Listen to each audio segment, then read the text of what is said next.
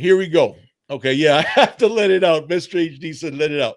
All right, here's what happened. As you guys know, 247, the recruiting site, updated their rankings. And in their rankings, a lot of Miami players took a hit. And no surprise, right? We've seen this before. Now, I want to address this in three parts. Okay. The first part is, I think, is really important, is if you guys have seen what's going on in the media today, is that the sites that used to dominate media, their voices are becoming less and less influential. We're seeing it all over the country. Newspapers are dying out. Okay. Even those newspapers that have gone digital, they're not the only game in town anymore. So you have people getting, the consumers benefited because he gets a lot more information from a lot of more different sites. But all those big, giant monolith type companies are really hurting. You know, they're losing a lot of money. A lot of them have gone under. You guys have seen it. Well, a side effect of that is that media and journalism as a whole, the credibility has taken a shot because they focus on clickbait. The focus is now is how many views can I get? So instead of being credible, it's all how much ad revenue can I get by getting people to click or to watch my content. So that what you have a lot of these big media companies is doing is, you know, sensationalist headlines, trying to get people to enroll in their or subscribe to them. They've become increasingly, I call it in sports, the Skip Bayless effect.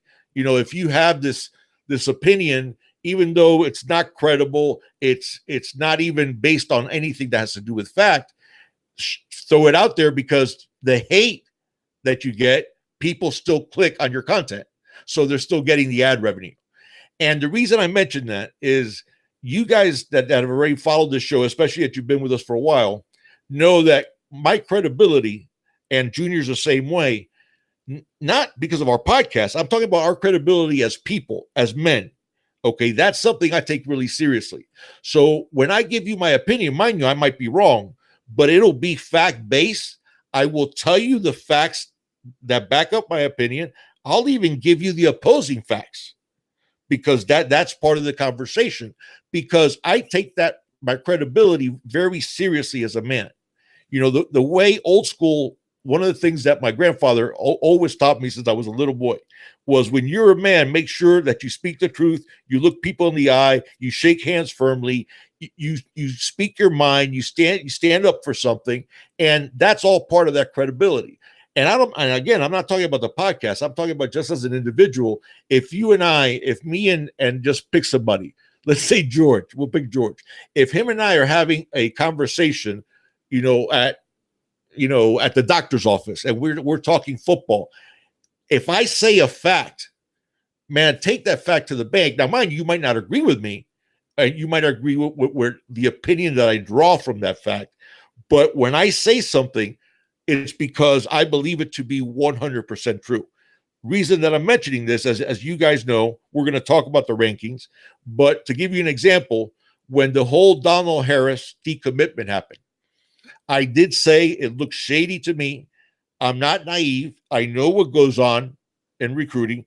Proof of the pudding is look at the LSU story that it came out in court documents that a guy embezzled money from a hospital fund to funnel it to recruits for LSU.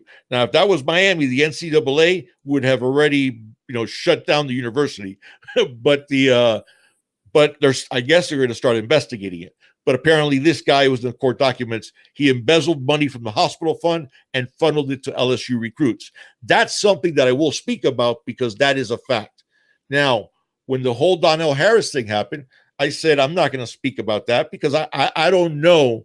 Does it smell bad to me? Yes, it does. But I don't know anything for a fact to say this is what occurred. Okay, so I want you guys to understand.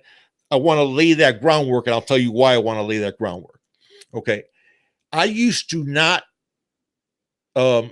you guys know the star system never has meant anything to me. The rankings put out by these recruiting sites has never meant anything to me.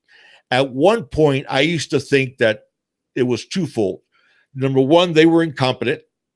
And because a lot of these guys that are rating players never played football at a high level, never coached at a high level, and are not even really, don't have a keen eye for talent. So I thought it was a bit of that. And also the fact that they took the opinions of the programs that were hot at the moment. Like right now, it's Dabo in Clemson, Nick Saban at Alabama, Kirby Smart in Georgia. They took the opinion of those coaches over their own eyes, over what the opinions of the other people were. So I just thought it was a lack of confidence and incompetence. I don't think that anymore. I truly believe, and this is what goes back to the credibility standpoint, that it's dishonesty. It's actual dishonesty. And I'll tell you why I think it's dishonest. Number one, I believe that what they're doing is catering to the hot programs, because if you're a fan of Clemson's right now, you're much more likely after a national championship to pay a subscription for recruiting because your team is successful. So it motivates the fan base, just like you're more likely to get season tickets, just like you're more likely to read content about your team because you're excited. So I think that's part of it. Part of it, I truly believe that they're doing to bolster their subscriptions. They overrate state schools, the big state schools that are having success. Again, the culprits that we're talking about, schools that have 50,000 students enrolled at the school, because that alumni base is a much bigger alumni base than Miami's. So that's a lot more people to cater to in order to get them to subscribe to their service. So those type of things are what I think is influencing it now. And when you see things that are downright wrong, and I'll give you a perfect example.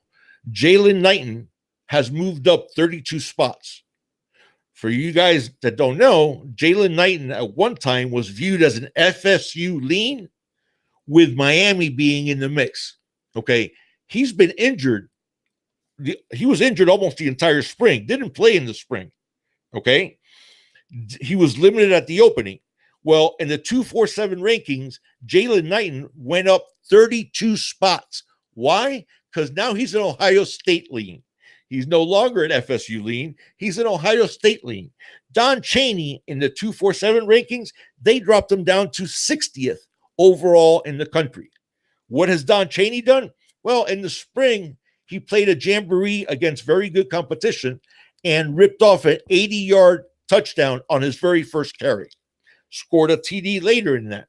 He went to the opening finals with a tweaked hamstring, qualified for the opening finals, went there with a tweaked hamstring, and showed out at the opening finals. All these things Jaylon Knighton didn't do. They bumped Don Chaney Jr. down to 60th overall in the country. Okay? In the 247 composite, which is Rivals, 247, and ESPN, Michael Redding, since he went to the opening finals, lit it up, played very well, has a 41-inch vertical, has a 4.5 40 at 6'1", 195, built really well, tore it up, getting deep on five-star cornerbacks and catching touchdowns, catching a one-handed touchdown. Okay. Since he committed to Miami, he's dropped in the composite, I wish I was kidding, 63 spots. Okay. Now, this is the third part. You guys have heard me say I don't care, never have cared about the star rankings, because when we dominated Saturdays and Sundays, even though they didn't have the star system back then, they had recruiting rankings, and Miami was always 15th, 18th, 20th, 24th, 11th. We were hardly ever in the top 10, and we dominated Saturdays and Sundays, won or competed for national championships every year. Okay? Now, that being said, the reason that I do care is twofold. Number one, what you're doing to these kids is a disservice, okay? Because I say I don't care about the star ratings, and I don't. But think about if you're a 17-year-old kid, you're busting your butt, you show up at these camps and you light it up. Okay. You perform on the field, you bust your butt in the weight room. Okay. And because you committed to a school who's not one of the it schools, they dump you, they throw you down in the rating. You don't think these kids know where they're rated? Of course they do. Look at their Twitter feeds. What is it that they put up in their Twitter feed? 4-star. Number 2 linebacker in the country. They know where their rankings are. And these kids are busting their butts. People should give them an honest ranking no matter who they're committed to or who is offering them. Okay, you guys know the story. Rivals. A group of kids from Tennessee made up an offensive lineman that didn't exist. Okay, made the kid up. They actually used somebody's name, but they said he was 6'5", 300 pounds, and that was all fictitious. That was all made up. And then they had a fake Twitter account. Well, on the fake Twitter account, he claimed a Bama offer. He claimed an offer from Alabama. They gave him a high 3-star and a fake scouting report. The kids didn't post any film. So this was literally made up in the writer's mind, the scouting report. And that's what Rivals did. So they took that kid who didn't even exist and moved them ahead of hundreds of players who bust their butts every day and who do care about the rankings. That's number 1. Number 2, I think it has a detrimental effect on our program because when, it's like anything, when you, how can I put it? Okay, if you want to go out to a club, okay, what's the club that usually people want to go to? The clubs that are hot, the clubs that have juice, the clubs that people are talking about, okay, the popular ones. All right, same thing with restaurants, same thing with anything. I do think them doing that to Miami does have a bit of a detrimental impact because kids see what happens and they want to be with that hot team. Okay. They want to be that team that's part of a historic recruiting class. And when these people do this, they're doing a disservice to the kid. They're doing a disservice to the schools. And it's not just Miami. I know it's not just Miami. Okay. But they do this with any school that's not the it school. Alabama, Georgia, anything in the SEC, basically. But Ohio State, we talked about it. USC went 5-7 last year. They have the same amount of 5-stars from 2015 to 2019 as Clemson. Okay? Here's the difference. USC has 10 more 4-stars than Clemson. I think Clemson's had more success than USC recently, have they not? Okay? Yet, if you go by the recruiting rankings, USC has a more talented team than Clemson, who just blew out Bama by 4 touchdowns. And who's never had a recruiting class higher than 7th. Okay, they are first this year in the 2020, but they have never had a recruiting class rated higher than 7th. And how have they dominated college football for the last 4 years? So that's the thing, guys. Like I said, I don't care about the star ratings, but just the fact that it does have an impact to these kids and to the school, and it's based on dishonest things. Because, and there's one more thing I do want to throw in there. Not only is it clickbait that they want to get clicks, they want to get subscribers from those big state schools, especially the ones that have had recent success. They also try to piggyback their opinions on the successful coaches. And then they claim it's the other way around. For example, Nick Saban. Okay, this kid's a 3-star. Nick Saban offers him. They rate him up to a high 4-star.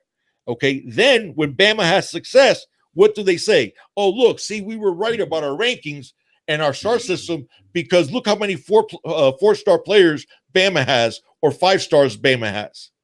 So they try to piggyback their credibility on the backs of the coaches that are having success instead of taking the time that I don't get paid for it, guys. This isn't my gig. Okay, and I study film. Junior can tell you. All I do all my free time is, when I'm not with the family, when I'm not doing other stuff, is looking at film, breaking down film intelligently, because if a quarterback completes a 60-yard pass, I'm not just looking at the result. I'm looking at ball placement. I'm looking at, can he throw from different platforms? I'm looking at, can he throw to second and third options? All these things that make up a good quarterback or a bad one. Now, mind you could have two people that look at the same kid and they honestly have different opinions. That happens. You guys have heard me. There's guys that I've not been thrilled with, and my batting average isn't perfect, but it's pretty damn good. And it's completely honest. So the fact that they piggyback their credibility on the backs of the hot coaches at the moment, so they can retroactively then claim credibility, because then those coaches, if they continue having success, they can say, see, look how many 5-stars he has. Then with a team like USC, they just ignore that. Oh, they're not developing their players. Now, maybe their players weren't all that, and you were giving them 5 stars or 4 stars when they didn't deserve it. So I've said my piece. Guys, you will not hear me. I mean, I'll give you the information of where they're ranked just so you guys have the information. But as far as stars, I could not care less.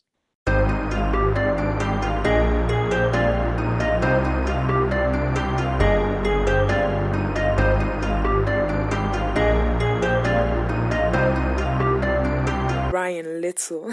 Yoga.